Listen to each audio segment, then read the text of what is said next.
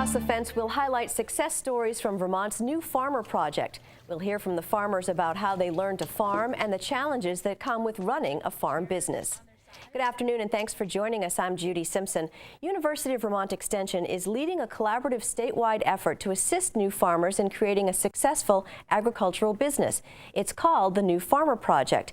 And to find out more, I'm joined by two guests. Mary Peabody and Beth Holzman are both with UVM Extension, and they're part of the team that's providing expertise and support to new farmers. Thanks so much for being with us. Thank you. So, Mary, tell us a little bit about the New Farmer Project and what some of the goals are. Yeah, so this is, we're just wrapping up the first year of a 3-year project, and it really is very broadly defined as bringing new farmers on board and helping them to be successful and have profitable, well thought out businesses. So we work with the Center for Sustainable Ag and UVM Extension, who are our primary partners, and then we have lots and lots of nonprofits and small organizations that also work with new farmers and government agencies around the state.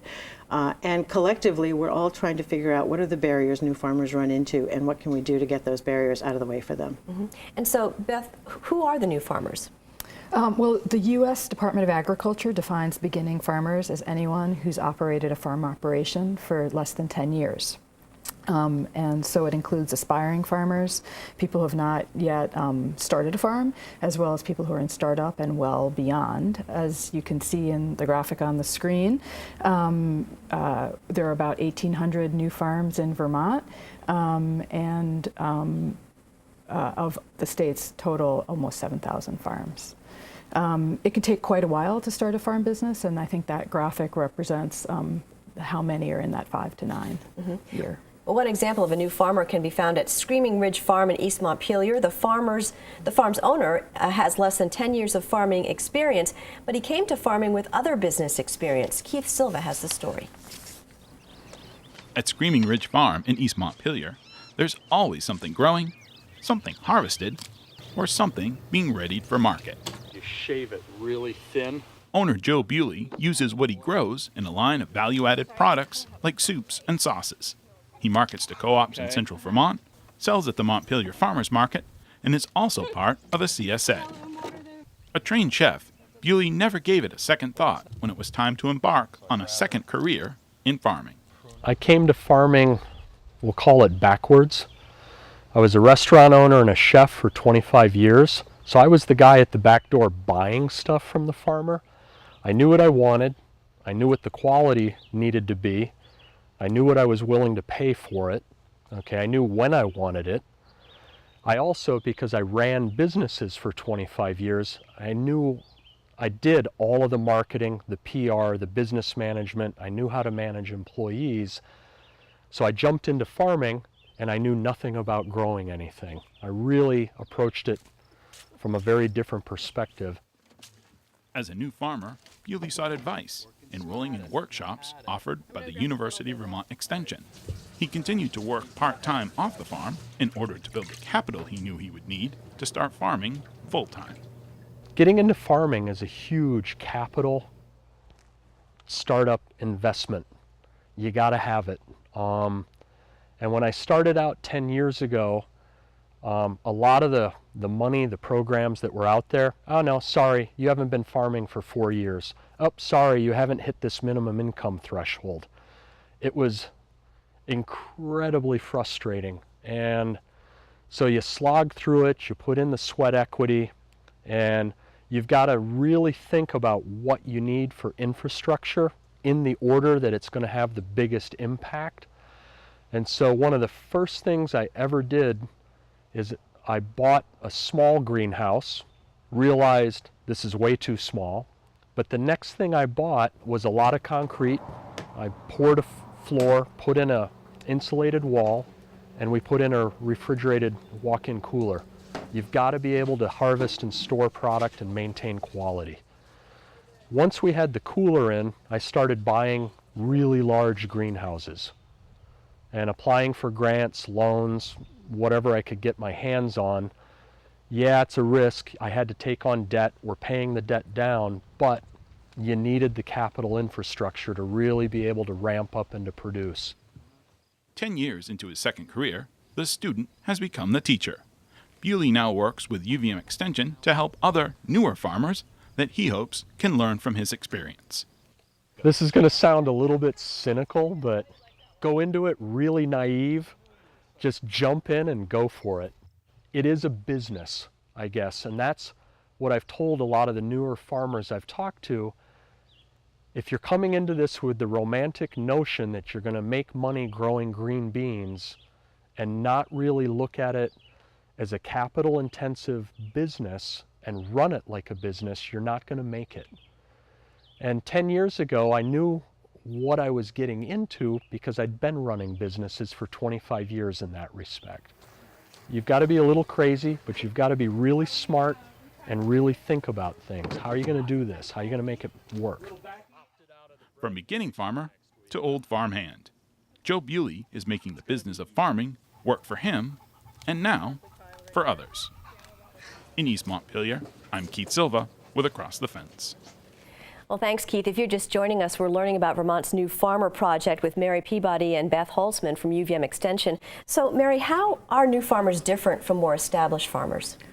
Well, first, obviously, they don't have the experience, so they don't have, a history to lean on when times are hard to know how to manage their way out of dry years or wet years. Or, and the other thing is that, of course, land is an issue for new farmers starting out. Finding a place to actually farm is an issue. Finding the markets that you need, being, as you heard Joe say, finding capital, finding people who will invest in your business, whether that be a bank loan or private investors, is a challenge. And so, Beth, what kinds of challenges do the beginning farmers typically face along with that? As Mary just said, each farm has its own set of particular challenges, but generally they fall into 4 areas, and that's learning the production skills and knowledge that you need to successfully grow your crops and raise your livestock. There's access to market and understanding marketing skills. There's access to capital and business knowledge, and then there's also this access to productive land, which is significant for many farmers. Yeah, so in this next story, we're going to visit a new farming couple who have worked very hard to grow their business, but face the challenge of owning farmland, as we just talked about. Once again, here's Across the Fence's Keith Silva. Christine Burke and her husband Adam Ferris operate Blue Heron Farm in Grand Isle. They raise organic vegetables, poultry, and eggs. They also raise animals for fiber. They sell their products wholesale and at farmers markets and through a 50-member CSA. Burke didn't grow up on a farm, and it wasn't until she and Adam started growing food for their own wedding that they got the idea to become farmers. We raised the chicken, we raised all the food. Our wedding was in August. We started going to farmers market and we're like, we could do this. And then a friend had asked us, well, what's the name of your farm?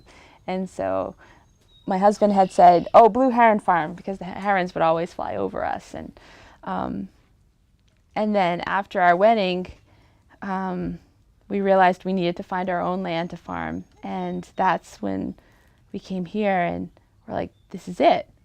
Like, we're farming, like, we're doing it. And that week we bought an old 81 Ford for $350 and got a Sears rototiller that we broke twice and then got a better tiller and started doing it.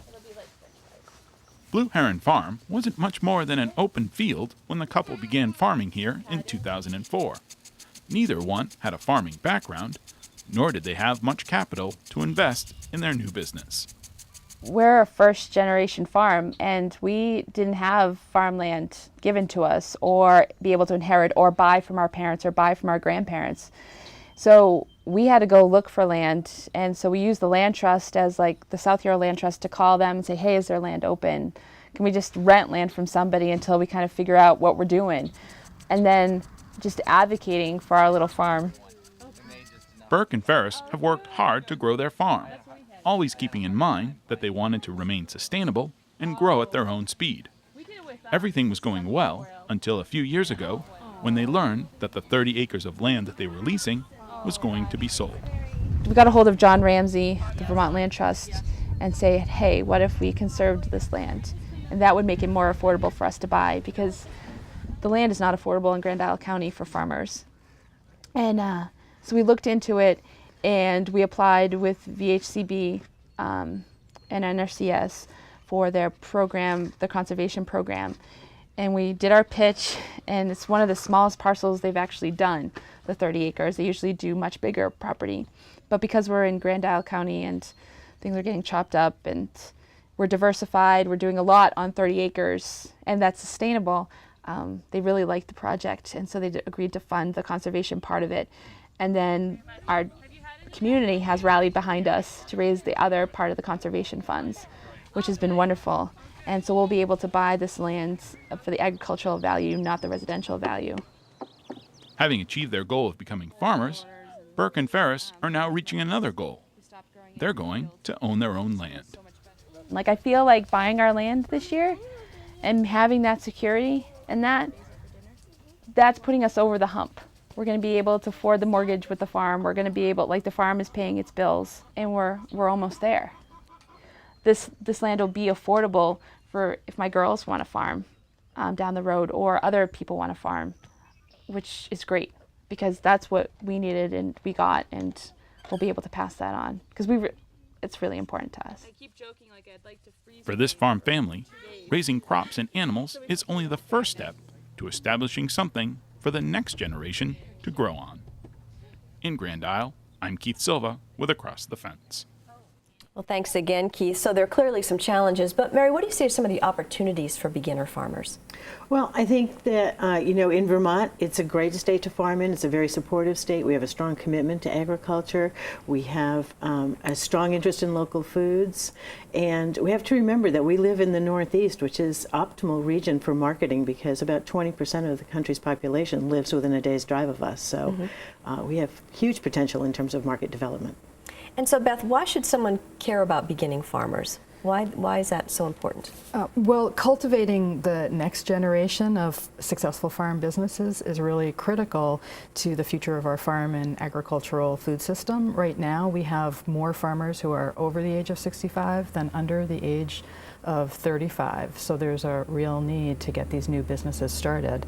And if farming is going to continue in the Northeast in Vermont, we really and contribute to economic development and our food security, we really need these businesses to thrive. And so, Mary, is UVM Extension the only organization that serves beginner farmers in Vermont? No, we are lucky to have a really big group of organizations that work and really cover the state pretty well.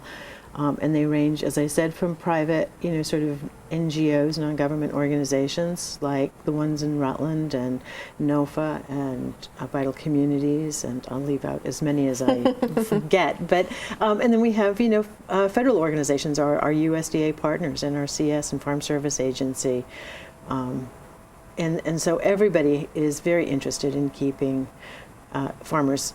Our population of farmers strong in Vermont and making sure that next generation is there when we need them. It seems almost like there are two different schools of thought. One is jump right in it before you know what you're getting yourself into, and then the other is as soon as your feet hit the ground, you've got to scramble and learn as much as you can. Yeah. And they can both work. It really, part of it depends on the person's nature and personality and their comfort with risk. The thing that we say is you should get some practice growing. Work for another farmer or rent it. Start farm, start small and grow. But we don't recommend that you go out and invest $500,000 in a farm and all the bells and whistles with no experience, because you may hate it. Do you find that a lot of the beginner farmers do have a background, some kind of background in agriculture? Most don't actually now. I mean, we're more and more seeing the case where people are coming back to farming after 2 or 3 generations away from it. And so they don't have the connections, they don't understand where the resources are necessarily, and they're a little bit stymied about how you actually go about getting started. Mm-hmm. And so, Beth, what should people do if they want some additional information? Well, a great place to start is our website. What we've done here is try to pull together resources from across UVM Extension and other organizations that are relevant to beginning farmers. And we're adding new information and resources on a weekly basis. And the website is really responsive to what people have requested. We're also really happy to field any questions or emails, so you can visit the the website at www.uvm.edu/newfarmer.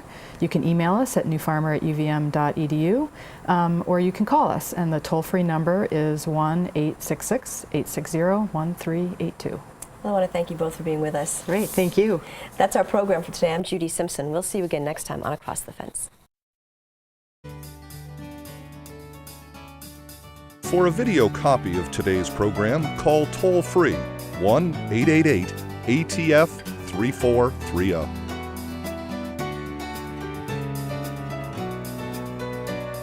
Across the Fence is brought to you as a public service by University of Vermont Extension and WCAX-TV.